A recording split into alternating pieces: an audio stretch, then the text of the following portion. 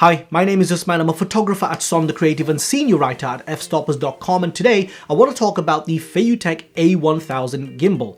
Now, FeiyuTech has released their AK2000 and the AK4000 gimbals, which are their new flagship models, but I want to talk about why I think the A1000 is still the best mirrorless gimbal that you can buy. So first, let's do a quick rundown of the specifications. So this gimbal is a little bit on the lighter side when it comes to how much it can hold. It can hold up to 1.7 kilograms. Now that might not sound like a lot when you compare it to some of the other gimbals that are pushing 2.5, 3, or maybe even 4 kilograms, but when you consider what this is designed for, it's actually plenty.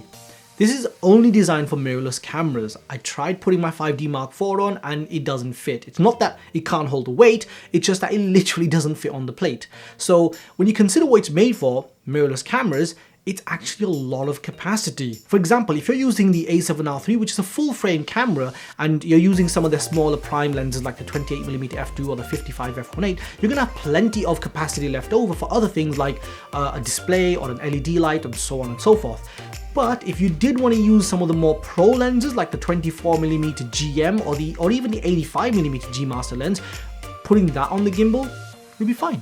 Also, just like the A2000, this is a feature-filled gimbal. It's got tons of features available through the app. You can use it for time lapses, you can use it for hyperlapses and so on and so forth. So you've got tons of flexibility available with this gimbal, and you have the option to buy it with the single handle grip or the dual handle grip, and it works exactly the same as the A2000. So you can just switch them out depending on what you're doing.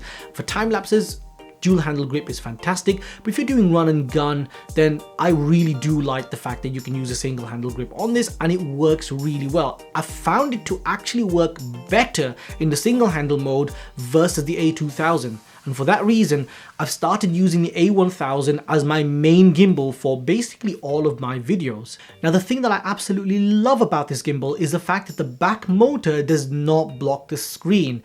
I can't tell you how incredibly useful that is, because I had tons of problems with the A2000 trying to get the composition right because I couldn't see the screen. That back motor is directly in the way, so shooting with the 5D Mark IV or even with the A7R III, that tilty flippy screen just wasn't enough, so I had to add like another display on, which meant that I was adding more weight, and it meant that I couldn't shoot for longer because my arm would get tired.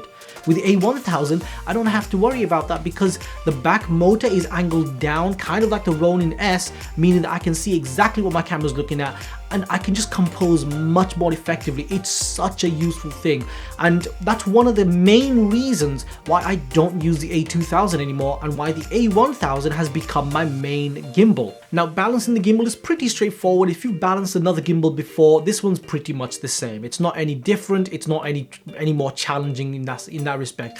Now, personally, I don't actually balance my gimbals perfectly. I kind of just rush them through, and if it's about right, it's about right. That's what I do. And with the A2000, I found that does cause a few problems. So with the A2000, I had to spend a little bit extra time just to get that balancing perfect. But with the A1000, it's a lot more forgiving in my experience. I found that even if I don't balance it perfectly, I can just switch it on and it just works. It's fine. So I really enjoy that because it means that my setup time is going to be a lot shorter, and I can just go out and shoot. With the A2000, once again, just had a few problems with that when it came to balancing. I had to get it perfect just to get the smooth looking footage. Speaking of footage, A1000 is absolutely stunning. The footage looks really smooth even when you're walking. Sure, you do have that little up and down movement when you're walking, but that's to be expected with most, if not all, gimbals. But other than that, the footage looks absolutely stunning. Putting this with the A7R III and shooting at 120 frames per second, the footage looks incredible. I absolutely love the way that this gimbal smooths out all of those vibrations and any issues, and you get this really nice looking footage. Properly enjoy using this gimbal, and because it is lighter and a little bit smaller, I can use it for longer, so I can do those long takes with this gimbal and it's perfectly fine. This gimbal is, hands down, in my view, the best gimbal that you can buy. It's also one of the cheapest gimbals that you can buy. I mean, the single handle unit in the UK will cost you about £289, and the dual handle grip will cost you about £329. That is noticeably cheaper than many of the other gimbals available on the market. And considering the amount of features, the back motor doesn't block the screen, and the fact that it's lighter and smaller, it's just in my view, it is the best mirrorless gimbal you can buy. I know that a lot of people want to buy gimbals that are big and heavy and, you know, you can carry a lot of weight, but you have to remember, the bigger the gimbal or the more weight that the gimbal can carry, the more weight you're carrying.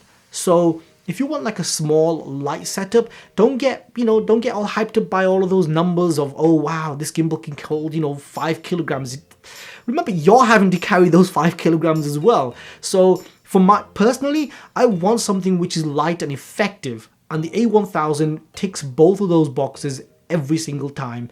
Anyway, those are my thoughts on the A1000 gimbal. If you like this video, hit the like button, please subscribe, share this video if you think someone's going to find it useful, and leave comments and suggestions below. I'll see you guys in the next one. Thank you.